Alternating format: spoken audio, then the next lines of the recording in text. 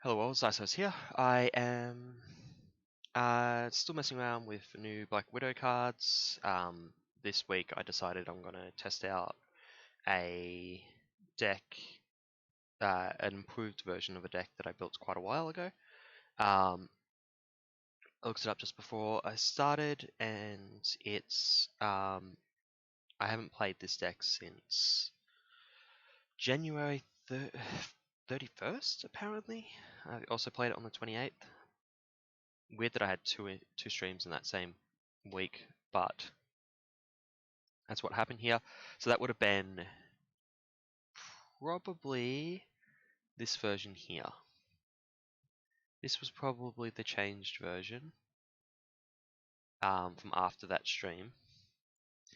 This was probably the initial one from the 28th. Anyway, reason I'm doing this, I think with rapid response, which you'll notice isn't in the deck, but that's because it's not in the DB yet, and Quincarrier make for significantly more consistent lore division triggers and the ability to defend. So you take significantly less damage, meaning you can actually survive, meaning I think you can actually play on the higher difficulties. Sorry about that. So a couple of these cards aren't the card they say they are. Let's flick over to notes. I noted down which ones are which. So the Avengers mention here, I put it in because I wanted it to represent mental, because it is because Quincarrier is also mental. It does mean that the cost curve showing here is slightly higher. Like, I don't actually have 3 cards at 4, I actually have 6 cards at 3 and 2 cards at 4. So this is not quite as straight a line. It's more, it flattens out here and then shoots down. So that's the thing. Avengers Tower. This deck is an Avengers focused deck.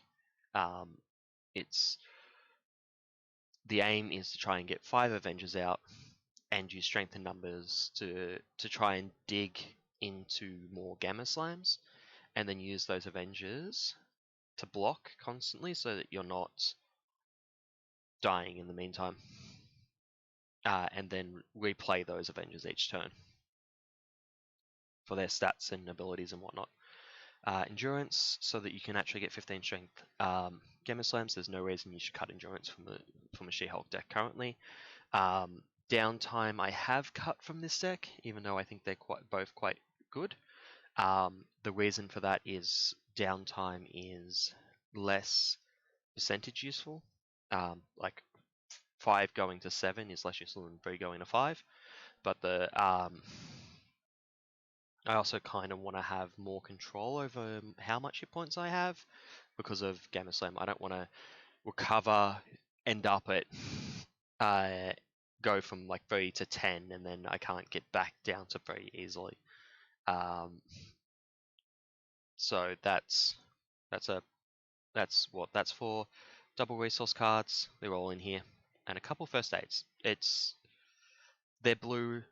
They're mental resources, so they work with Superhuman Lore Division, and they're one of the only healing cards that's available to be used on allies in leadership. So might as well take them. They're really good on characters that you don't want to let die for whatever reason. So you can do it on Hellcat if you really want, so you don't have to pay full cost to get it back. And like, say, maybe Hawkeye, I guess. Falcon's in here. There's not a lot of good targets for it, but it's still, if you don't have a rapid response set up, or you need to rapid response someone else, like say you've got the Hawkeye and he needs his tokens back, you could first aid your Falcon, let him do some frauding, and then defend with Hawkeye to get his tokens back. So that's kind of the thought process there. I'm basically just going for things that synergize with a deck that are relatively cheap, because She-Hulk only has 4 hand size. So as mentioned, Falcon, Hawkeye, there's also Squirrel Girl and Wonder Man. So there's only 5 Avengers allies in this deck. I don't run Vision because I think Vision is a trap. You could kind of build a deck that makes Vision work, but he requires a bunch of cards that I don't think are all that valuable. Things like Get Ready, Inspired, bunch of energy resources. Like, I have a few, but it's not ludicrous. Like, no, 12. That would be 11 cards overall. Still though, you would have quite a few turns without one. And like, there's one there. There's one there. There's one there. Like, so that's 3 of these cards that are all staying in play. Split Personality, I would never feed to Vision. Focus Rage presumably stays in play if it ever gets played. So there won't be quite the 12 that it says. Quinjets also, they stay in play, at least for quite a while. At least for a while. These Make the Calls aren't actually Make the Calls. I tried the Make the Call was what I tried initially, and I think it was alright. Like, it could have been better, but it was too expensive, I felt. Like, I couldn't sacrifice Falcon and then replay him. He just didn't. He cost too much.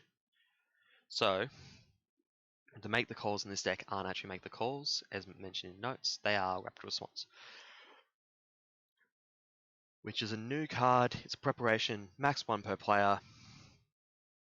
When an ally is defeated, discard this card, put the ally back into play. Put the ally back into play with 1 damage on them, which triggers their enters play abilities, which is important because that's Falcon and Hawkeye. Enters play, enters play. The rest are okay targets, but you're just getting a block at that point. A block and keeping the ally around. It's alright. I'd rather do it with Falcon though. Hawkeye if I'm out of tokens. Strength in numbers is the bread and butter of this deck. If you've got a lot of allies and you're not letting them leave play, you don't really have a lot of healing, so at that point you don't actually get that many uses. You're not like getting uses out of those 5 allies. Strength in numbers turns them into cards in hand, and you can do it again next turn as well. So that's pretty good. So that's as the main focus of this deck. That's why there's 3 of them. And then we've got Teamwork. Teamwork's just for turning. It like lets you turn Wonder Man into damage on She-Hulk's attack without having to discard that extra card. Which, yeah, whatever. It saves him a hit point. You could have just discarded it to use him, but it's not a big deal. It also lets you just use characters that are normally used up, like they're on their last hit point, and you can still use them, which is alright. You can only use them. You would only use them to attack because She-Hulk's 1v2 stats is not super good with Teamwork, but it's cost 0. Power leadership's expensive. Of course, it's in here. Triskelion, you need that to get to 5, and Wonder Man. So I'm opting to play this one, despite just doing an efficiency video, because I think the allies are efficient, and I think this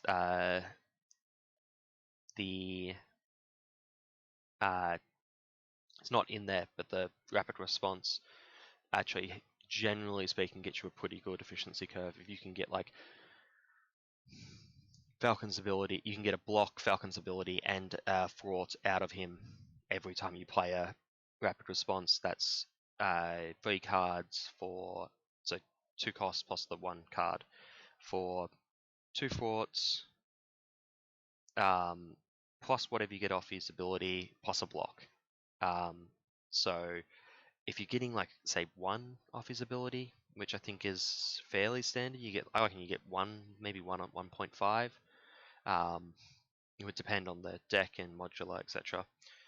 But that puts you at about like relatively efficient for thwart value alone, and then the block is extra value, so much extra value. So anyway, that's what I'm playing. So that is that for today. I shall see you shortly in the video, in the gameplay.